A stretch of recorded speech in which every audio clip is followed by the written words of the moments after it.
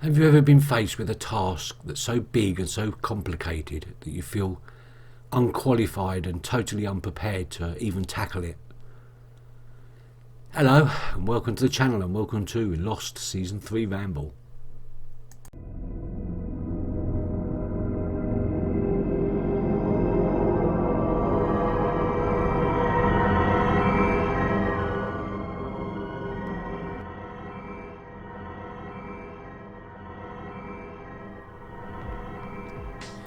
Okay, we started off the season with a change of perspective, as we have for the other seasons. In the first season, it was all about survival and John investigating the hatch, which was opened at the end of season 1, and in season 2 we'd shifted to Desi's perspective, and it was all about Desi's world and the hatch and the buttons.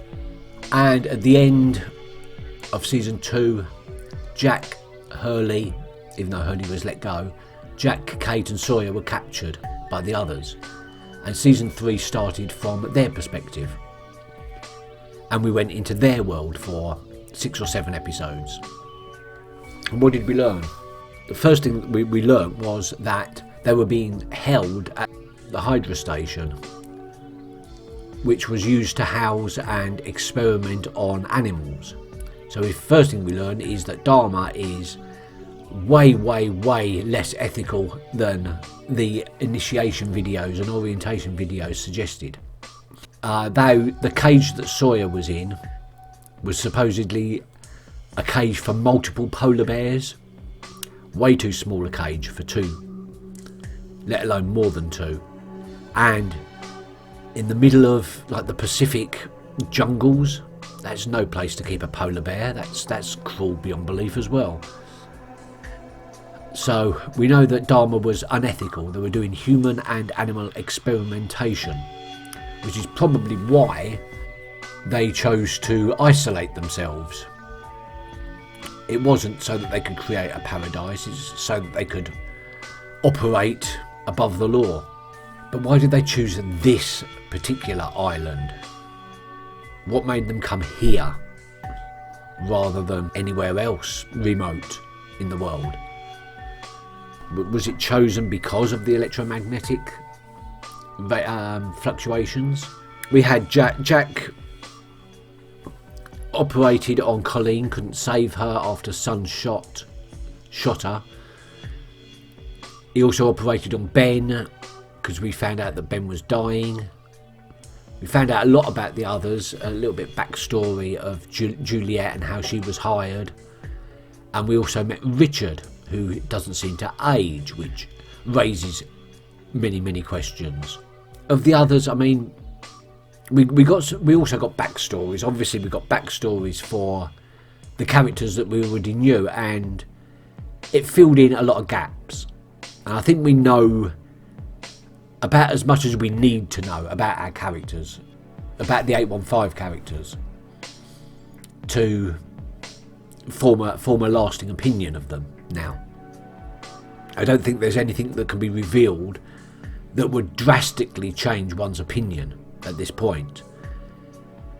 But we also got backstories and forward stories, and got to know a little bit more about the others, especially Juliet and Ben. And that was revealing. I mean, we found out that Juliet was in a relationship with Goodwin before Goodwin was sent off on his mission. We found out that Ben wasn't actually born on the island like he claimed to be. Well, he actually only claimed to be in this season. But that turned out to be a lie, and we found out that Ben lies all the time. So questions there. I always question why people have to lie or withhold the truth. Same with John, same with Jack. They never...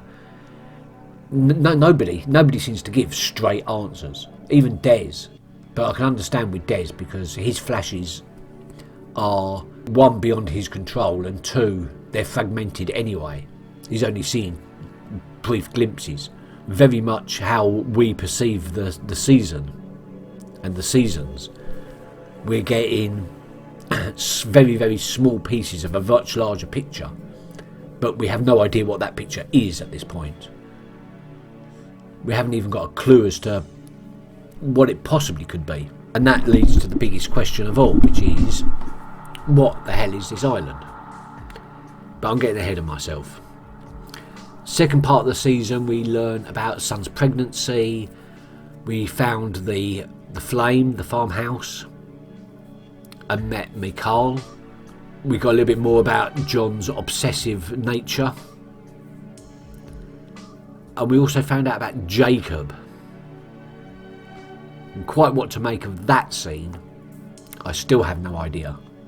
It ties in a lot with how John perceives things, because the show isn't very good at showing how a character perceives something. We all heard whatever was in that room say, "Help me," to John. And we all saw that John heard it too. But we don't know how John perceived that. What he's made of that.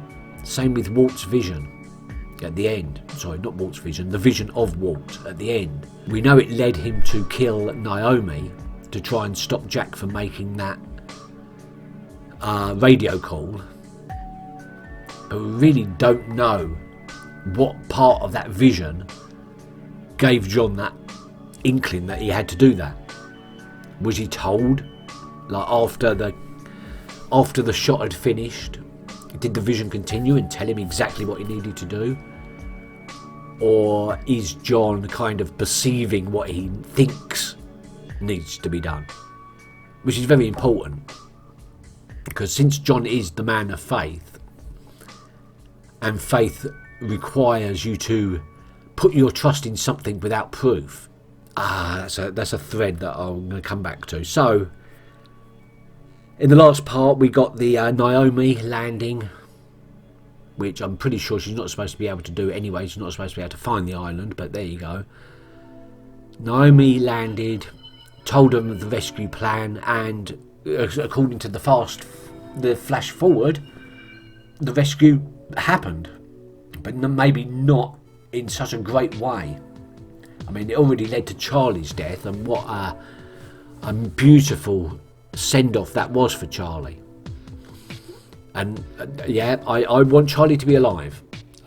It's just the same way as Des suddenly appeared alive in the middle of this season when everyone thought he'd exploded. I want Charlie to appear in the fourth season, miraculously fine. But then that would diminish from that scene, because that scene was a beautiful send-off. It was really heartfelt, and if I didn't react to it in quite the way I perhaps would have under normal circumstances, that's because I really, really didn't want to believe that Charlie was going to die. It'd been teased so many times over the course of the season that I was just hoping that this was another one of those near deaths. And there's been a lot of them as well, near deaths. I'll come back to that. So, my favourite and worst episodes. My favourites was probably the man behind the curtain. I think that was evident by the fact that I split it into two parts, because I just couldn't bear to cut so much out of it. It was such a great episode and so revealing, and yet led to so many questions. Second favourite would be Flashes Before Your Eyes, or Flashes Before Your Eyes, where we learnt about Des and his backstory, and that was a strange episode, because we don't really know whether we were actually looking at Des's real past, because it started behaving not like a memory.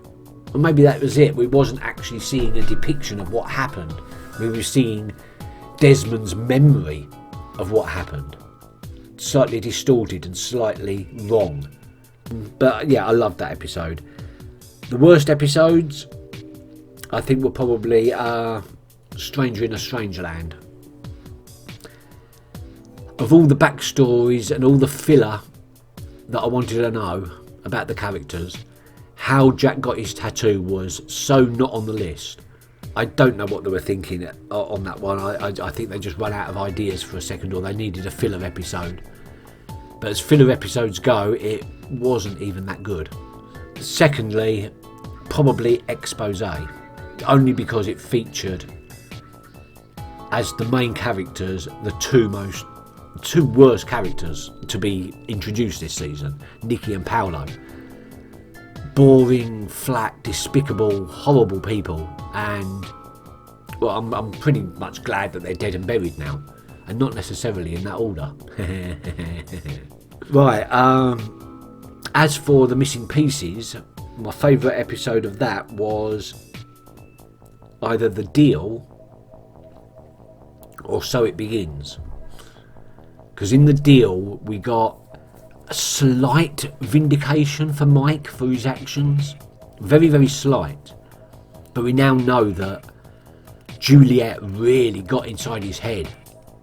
Really twisted things. Practically brainwashed him. And with Mike being so susceptible at the time, you know, with the trauma of having lost his kid and all that had happened, yeah, I suppose his mental defences were a little bit weak, and she proper did a number on him. So yeah, his actions regarding shooting Libby and Anna, marginally vindicated. The worst of those were Buried Secrets.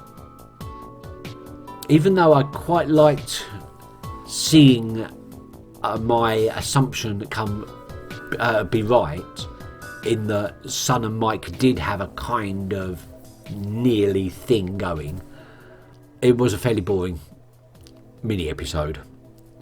And the other one was The Adventures of Hurley and Frogurt. I love a Hurley story, but I just found Frogurt's attitude and his behaviour towards Hurley to be disrespectful.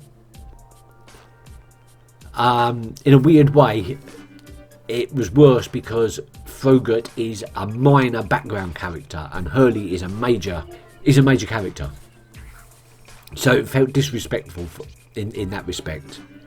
And well, for someone to speak like that, it shows what sort of character Neil is. So he's not likeable anyway. So I've had a list of questions running since halfway through the season 1. I've been updating them and everything, and it suddenly occurs to me that a lot of the questions I've had in the past have been meaningless, inconsequential, should we say, to the bigger picture. And the real big question, the only question worth asking really, is what the hell is going on this island? What is this island? What is Jacob? What is the smoke? What is the monster? Are they the same thing? Are they 3 aspects of the same thing? Individual yet the same? Or are they completely separate things? Let's just assume that they are the same thing and call it Jacob, just for ease. Where did Jacob come from? What is its purpose? How much consciousness and intelligence does it have? They're all the same question, really. And we're not going to get any answers because that's the big picture. That is either going to be answered through the answering of smaller questions, less vital questions, until a bigger picture is revealed, or we're going to get the answer but right at the end. So we'll have to deal with the minor questions first of all. Before I do that, I'm going to go on a little bit of a ramble. This is where the ramble really starts. Okay, before I get down to questions that I have for the show, I want to talk about lists. I've got several lists that I've been keeping going. I don't know how important they're going to be. I don't know, I'm a listy sort of person. So, you know, doing this sort of thing is kind of, what I like to do. I've made several. How important they're going to be, I don't know, but I've got character connections. Now, I'm pretty sure this is going to be important because why would they put all these connections in? And I'm specifically talking about backstory connections. We know that a lot of the characters met in the airport just before the flight, so if we go back to anything before the airport and look at the connections there, I think that's the easiest and fairest way of doing it. And there are quite a few. And I have noticed that Rose and Bernard only seem to have a connection with each other. Same with Boone and Shannon. They, for the moment, and I know they're not in the series anymore, but I'm going right back from the beginning. Boone and Shannon only have a connection with each other, as far as I can tell. Jin and Sun only seem to have a connection with each other. Echo doesn't seem to have a connection with any of the other characters of the 815. And nor does Charlie, unless I've misinterpreted a scene. The Greatest Hits episode, where Charlie was listing some of his favourite moments, he met a woman in Covent Garden that he saved from a mugging, and she called him a hero. Beautiful moment, loved it. I was so caught up in that moment, I failed to notice who the woman was. I still don't know. I'm not sure. But could it be the woman that Saeed saved all that time ago in Iraq? The one he let go? The one he's been searching for? Was that the same woman? If so, there's a connection for Charlie there. But otherwise I couldn't find a connection for him. But everybody else, there's a connection of the 815s and etc. It starts off with Des. Well, Des or Jack, you could start it. But let's start with Des. Des has a connection with Kelvin through the hatch. He also has a connection with Penny through their relationship. Des also has a connection with Jack when they met at the running track. Jack has a connection with Christian, obviously. And Christian has connections with Claire, who has a connection with Aaron. Christian also has a connection with Anna Lucia after hiring her to try and contact Claire. And also Christian has a connection with Sawyer because they met in that bar just before Sawyer did the deed. Sawyer, we now know, has a connection with Anthony. And Anthony obviously has a connection with John. John might have a connection with Hurley because Hurley owned a box company and John worked at a box company. Is it the same box company? I think so. And Hurley has a connection with Libby when they were institutionalised together. John has a connection with the Iraqi girl, whose name I can't remember. Natalia. Who obviously has a connection with Saeed, who obviously has a connection with Kelvin through the Gulf War. Then we go back to Sawyer, who has a connection with Cassidy because he's the father of her baby, and Cassidy has a connection with Kate because they met before then while Cassidy was still pregnant, and Kate obviously has a connection with the Marshal. And that about sums it up. Everyone's connected to everyone else apart from those that I've just mentioned. And Cindy. Cindy hasn't got a connection, but she's one of the others now. I think she possibly always was. Just something about it makes it. Anyway, they're the connections I've found. As I said, I'm not sure about the Charlie one yet. I really should have gone back and checked, but onion layers. It's all layers, isn't it? Then I've got near deaths. People that have been brought back from the brink while on the island. And possibly not on the island. Charlie was hung. He stopped breathing. He was brought back from the dead. Let's be dramatic about it. He was brought back from the dead. Claire couldn't feel Aaron moving after the crash, and when she took that fall after the engine exploded, did Aaron stop breathing in the womb? And then Jin touched her, and suddenly she felt him kick. Was that a miracle resurrection? We don't know out of that one. Then there's Rose. She stopped breathing after the crash and Jack saved her. Mike drowned on the raft. Sawyer saved him. John nearly killed by the smoke. John was thrown 8 stories years before, 4 years before the island, but he survived. There was no way he should have survived that, I'm sure. His chances are minimal. John also was shot by Ben and has somehow made a pretty good recovery, although he didn't actually die at any point there, but it was still a remarkable recovery. We've also had other miracle cures as well on the island. John's paralysis. Ben, after his operation, seems to have recovered quite quickly. Rosie's cancer, but we've got to take that one on faith, because we don't actually have any proof that Rosie's cancer is gone. Obviously, we have proof that John's paralysis has disappeared. Then there's Sarah's operation years before. Des said,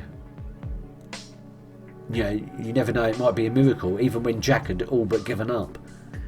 And yet, she was fine. Was that... How far does the island's influence go back in time? And how far out from the island can it influence? Because we still haven't had any explanation for Hurley's bad luck. We've also had a lot of actual deaths. Buried alive, being shot. Guns are bad. Being shot seems to be the number one cause of death on the island at the moment. Being shot by someone called Michael.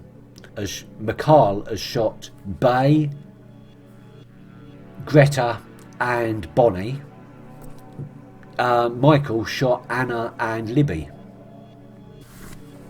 But then we've also had, 40 Dharma was shot years and years ago probably by Richard and his gang.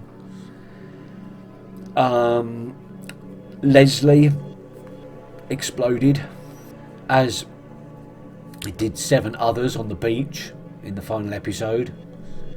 As did Mikhail. He must have exploded. We've had a few drownings.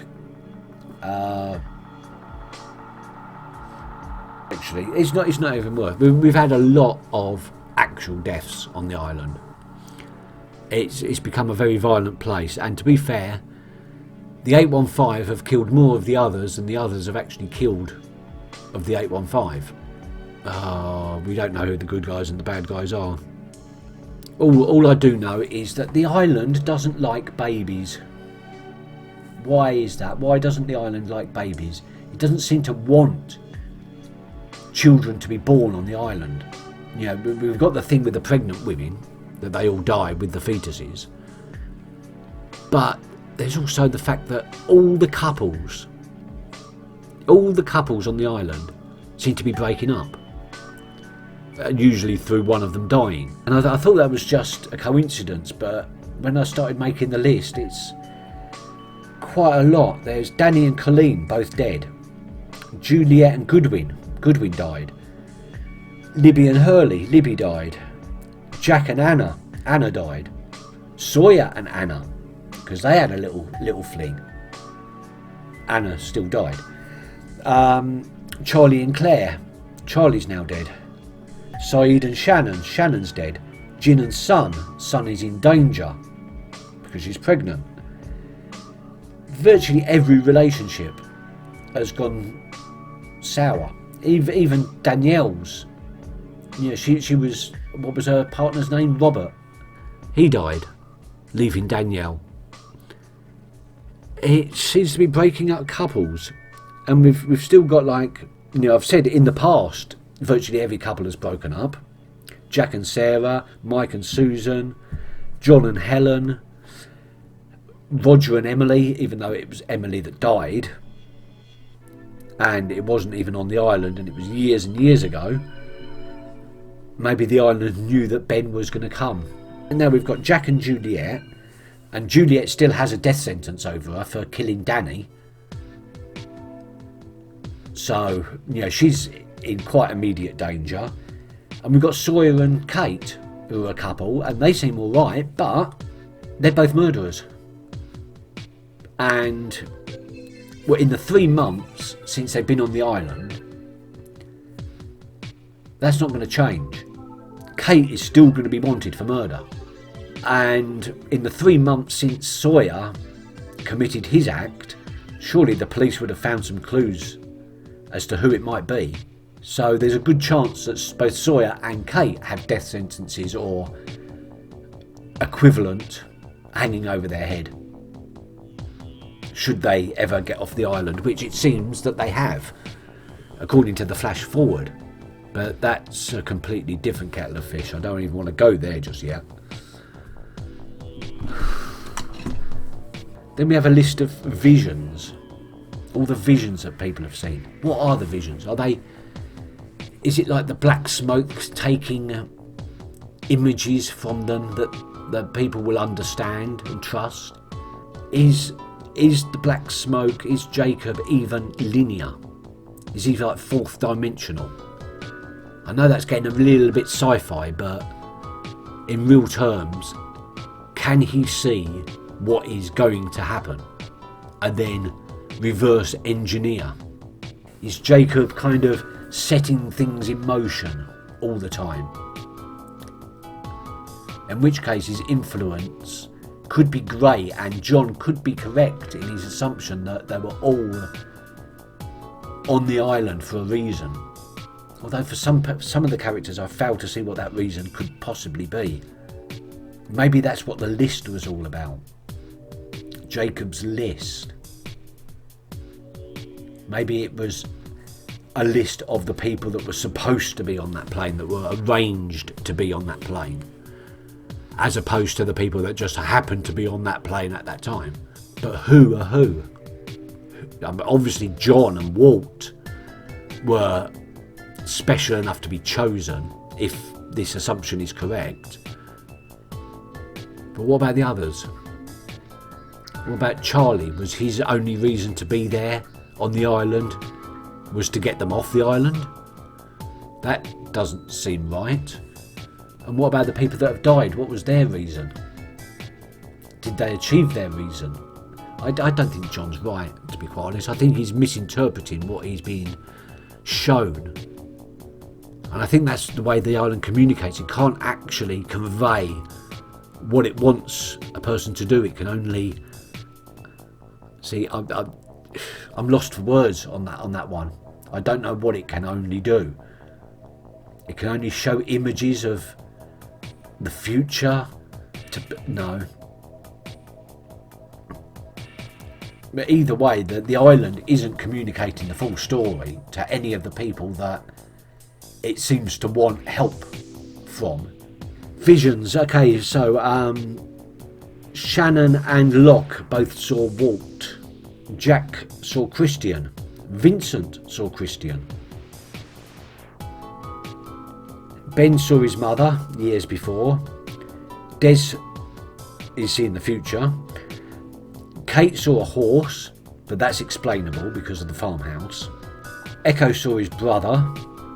Saeed saw a cat, which again is explainable. It could just be a different cat with similar markings, but it could be a vision, like a vision, not just a guiding vision, a confirmation vision, letting Saeed know he's on the right path. Same with Kate's horse. It was just there to let her know she was heading in the right direction. Don't know. I don't know how to interpret these visions either. And everyone can hear the whispering. Everyone hears that, don't they? I've got the hiccups. Okay then, let's backtrack a little bit. So I mentioned about the island's influence and how much influence and manipulation it can actually achieve. The reason I'm saying this is because in the backstories we've had lots of clues that the characters' lives were being manipulated to a certain degree. Some of it can be explained by normal, if nefarious means. For instance, Juliet's ex-husband being hit by a bus, right after she said she would never join Dharma unless her husband was hit by a bus. Obviously Ben's doing. Obviously the doing of Ben or Richard or one of the others had arranged that. But if they can arrange that, what else could they arrange over the years? There's John's survival of his fall. Did he survive for a reason? Was that planned so that he could get to the island eventually? In fact, John's entire life seems like it was manipulated from the start. That needs deeper thought and more background. But there was also Sarah's recovery, which kind of led Jack down a particular path which led to the island. Yeah, I'm clutching the straws on that one, I think. There's Claire's choice to fly the 815.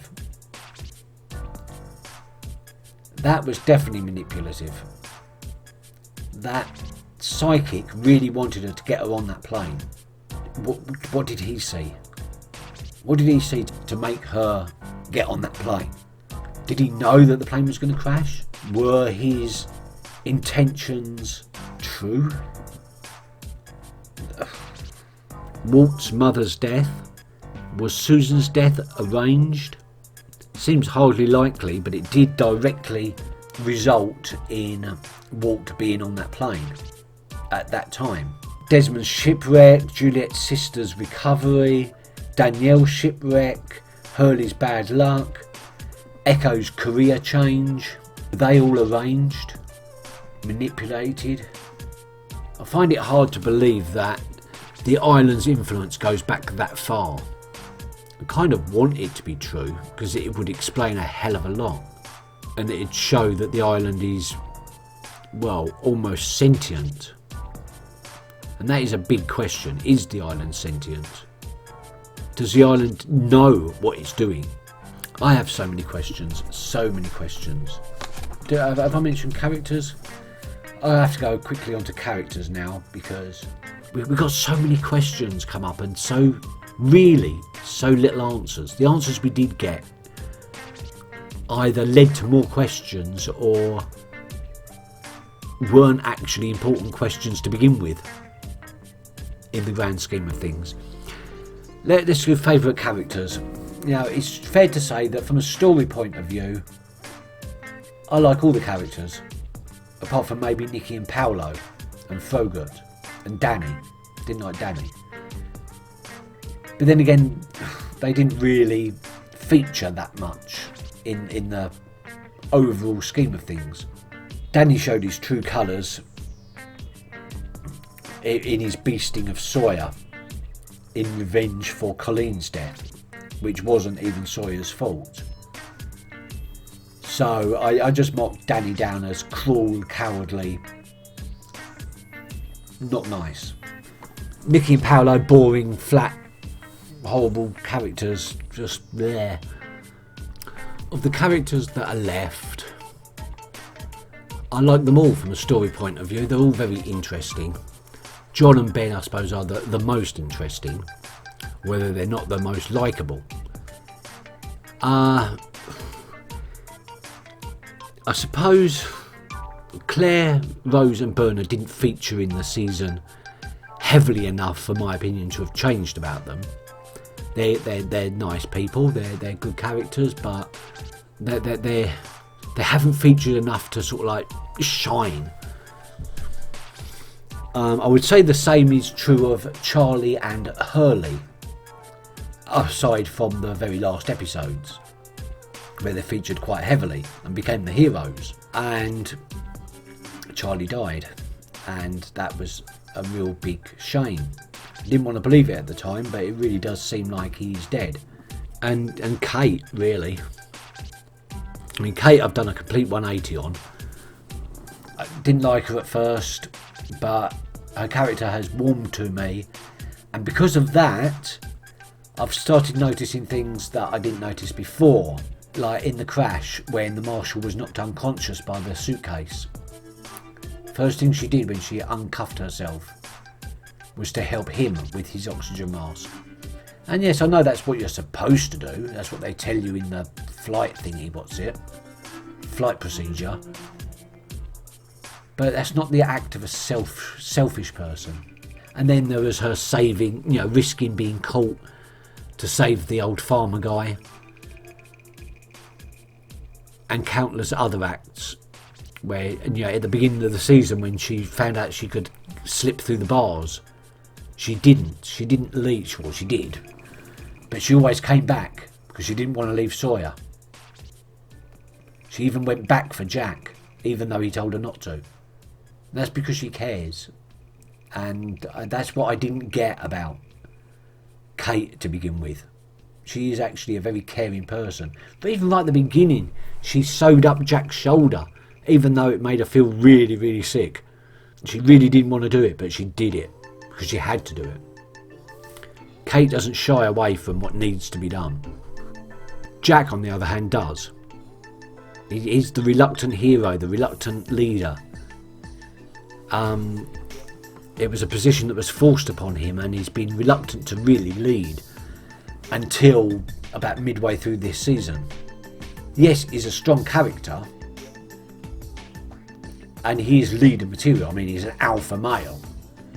But then again, so is Saeed, so is Sawyer, so is John. And despite the fact that John was the one that pushed Jack into being the leader, John, as well as Sawyer and Saeed, all will do their own thing when it suits them. And it nearly always suits John. John said in this season that he's following his own path now. But that's not strictly true, is it, John? Because he's been following his own path from the very, very beginning. Is it his path? Is he being guided? Or is he delusional? Is he making up his own actions and doing what he wants? And then saying it's because the island told me so. Isn't that the act of a zealot? It's all right that I killed all those people. God told me to do it. And that's what we're dealing with. I mean, the island and the smoke and Jacob or whatever, it might not be a god. But to all intents and purposes, to the people on the island, it might as well be. And John acts like a zealot. Whereas Jack acts like an agnostic. Someone who wants to believe, but he'd rather see empirical proof. And he's seen empirical proof.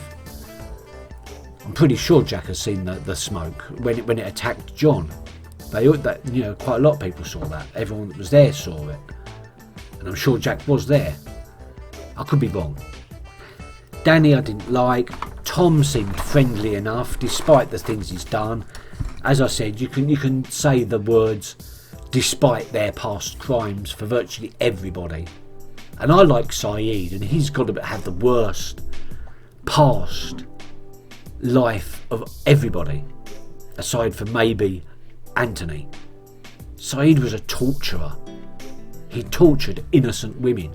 Let's just let that thing sink in.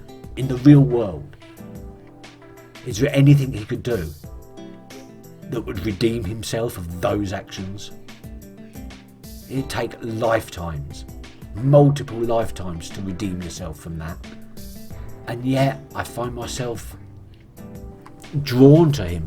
I find myself putting him on the list of my favourite characters. And yet Anthony, who has caused a lot less devastation, but his crimes are worse because he's unapologetic. He laughs at the devastation he's caused. Does that make him worse than Saeed? And obviously, we've got Sawyer. He's a murderer. Killed an innocent shrimp salesman through a misunderstanding. Kate's a murderer. She killed her biological father and mother's boyfriend. And yes, he was an abuser, but it's still murder. So Yes, despite his crimes, I liked Tom. He seemed friendly enough. Des I like because he's just a likeable character. And his connection with Penny is, I think, going to be key to this. What wasn't it enough? Sun, in my opinion, has gone way down in my estimation. Mainly because she, as a child, she was quite happy to blame somebody else for her own misdemeanours, even knowing that the punishment would be served out to the innocent victim. She forced Jin into a life he didn't want. And even though she said, and it implied that she did that to protect Jin's reputation, I rather think she did it to save her own reputation. And aside from that, she knew all about her father's business. She knew all about what sort of a person her father was, and she chose to ignore it. She chose to turn a blind eye to it, while also reaping in the benefits that it provided. The fancy house, fancy clothes. But, I mean, I don't dislike Sun. My opinion of her has gone down, but I don't dislike her. I do like Jin, as was proven in Jin's temper tantrum on the golf course. Daniel Day Kim has got a wicked sense of humour. And I really like Jin because, one, he never chose the life that he ended up living, and he did find a way of being compassionate in that life to a certain degree. Juliet I didn't trust at the beginning, still not sure if I trust her now. She seems okay, she seems to have turned on Ben, which is all good, I think, possibly. I really don't know if that is good or not. I'm just assuming it is. Okay then, so the questions I have for this series going into season 4 are, and it's a long list, and as I said, the big question is, what is Jacob, etc, etc. But other questions I have are, what were Dharma doing on the island beyond what they say in the orientation videos? Beyond what they even maybe told their people? What else was going on? Why did they choose this particular island? And what happened after the massacre of the 40 Dharma that we saw in Ben's flashback? Because we know that wasn't the end of Dharma, because that was like 20, 30 years ago from our point of view. And we know that Dharma was still active on the island 11 years ago. So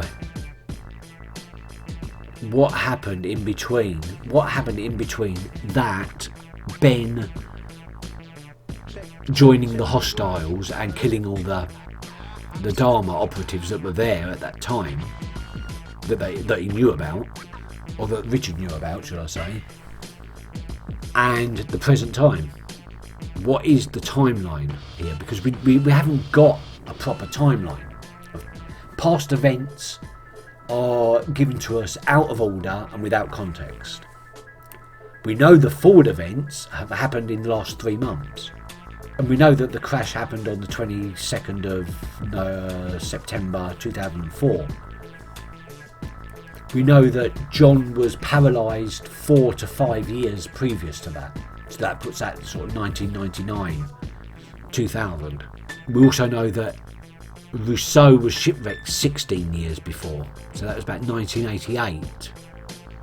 We know that Dharma was formed in 1970, but we don't know whether that was the Dharma on the island or whether it took a few years to get there and set everything up. We just know that Dharma was formed in 1970.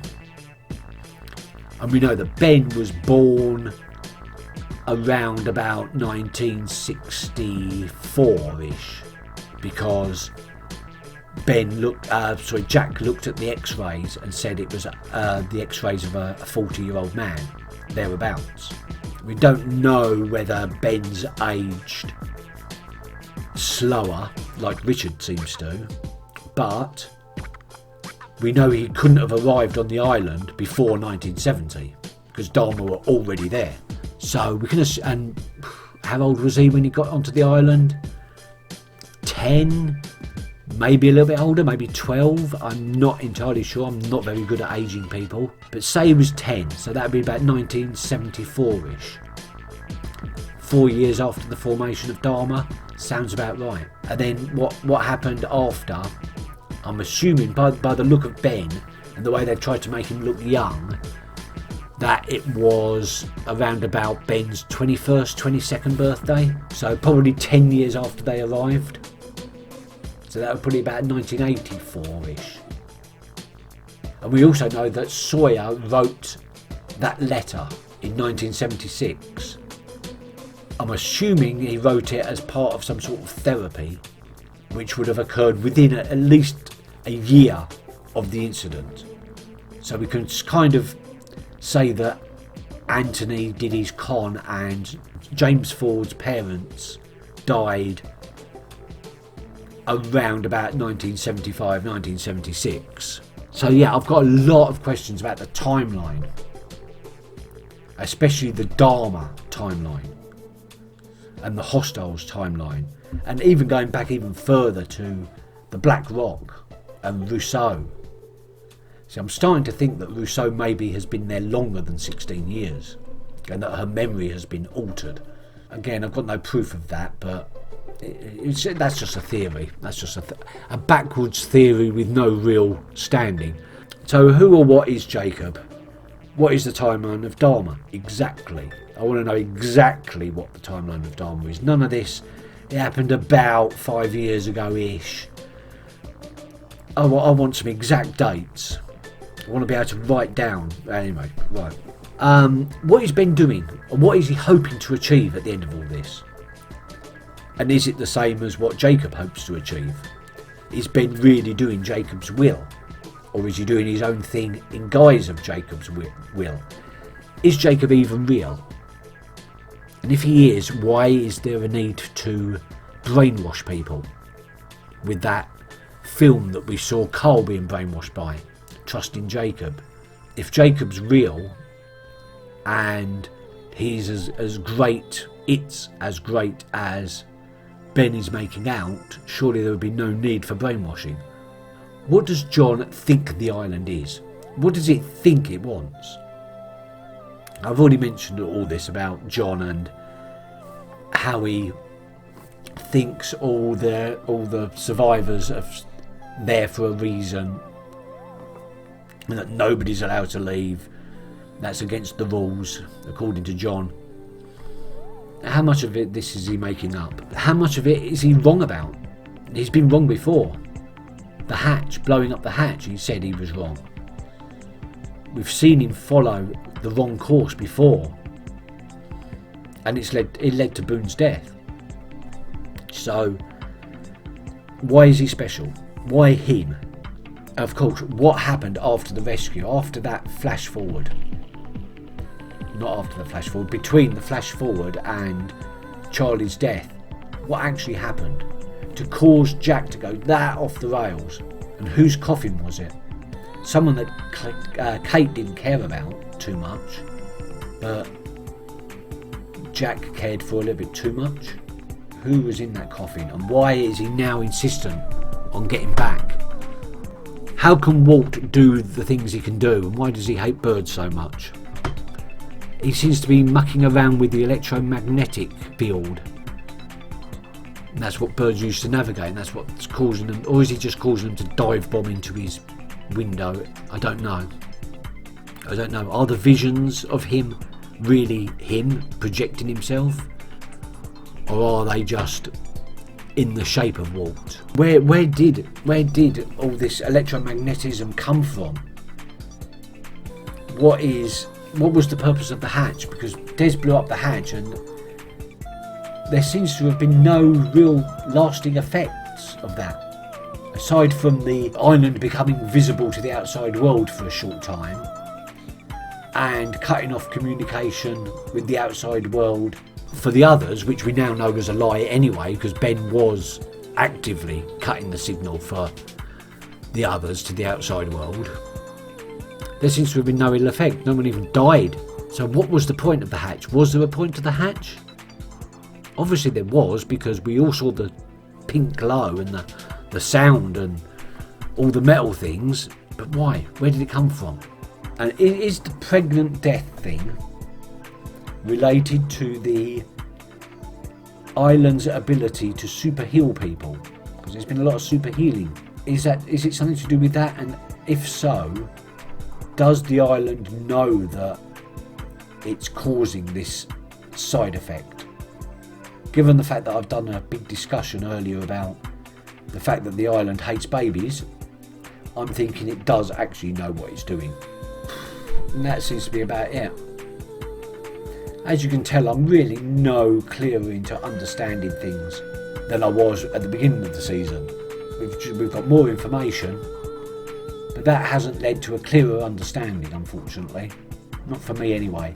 Obviously I've gone back and I've corrected for some mistakes that I've made during the reactions. Sometimes when I'm doing the reactions I forget things. I get caught up in the moment and I'll forget some piece of information that we've already had. Usually I work these errors out as I go along. While I'm editing I suddenly think, oh, stupid sod, I forgot about that. That was silly to put that in. But I include them because being wrong and making mistakes is part of making a reaction video. I don't want to be right all the time. I want to be right some of the time, obviously. And I love it when that happens, when I guess a theory or I guess even just a line of dialogue correctly. It's a big aye, because I get so much wrong. And that's okay. I mean, this is a complicated series, and you're watching as people that have probably watched the series multiple times, and you've all had discussions about it on Discord and all sorts of things, all the ins and outs. But making mistakes, yes, making mistakes is all part and parcel of it. But I don't mind being wrong. It gives you something to chuckle about. I love it when the audience knows more than the viewer, because it gives you a chance to go, ha ha ha ha, you've got no idea. You're so unprepared for what's to come. And I am unprepared for what's to come. I know I am. This season in particular has given me a big insight as to how unprepared I am for the following story. Especially now that we know that there is an end game. The writers have got an ending in mind that we're heading towards. I won't figure it out. But it's going to be fun trying. Okay, season 4 starts in a few days. Until then, thank you very much for watching, and I'll see you next time. Bye bye. What does John Island? What does John Island?